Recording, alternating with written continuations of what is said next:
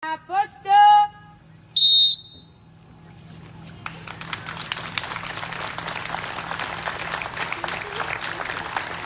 Un lungo applauso e tanti palloncini colorati lasciati salire in cielo in contemporanea dai giovani nuotatori della Piave Nuoto per salutare Manuel Paulon, il giovane scomparso a 16 anni, vittima di un incidente col motorino mentre tornava a casa proprio da quella piscina.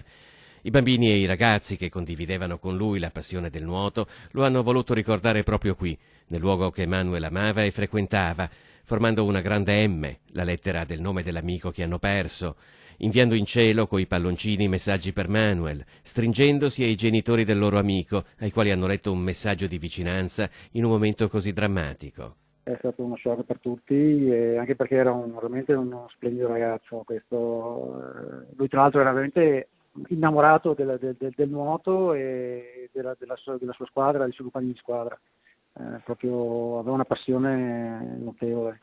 Infatti voleva fare anche l'istruttore di nuoto e prima e poi l'allenatore, quindi avrebbe voluto fare il corso istruttori a 18 anni, appena possibile, insomma, quindi il prossimo anno. Poco prima della tragedia aveva salutato qui i suoi compagni di nuoto e spedito un messaggio alla mamma, scrivendo che stava tornando a casa.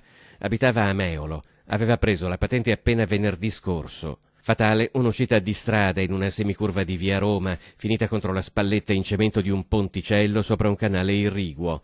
Mancavano solo 200 metri a casa. Una giovane vita spezzata troppo presto, un ragazzo d'oro che in tanti ricordano con affetto e stima.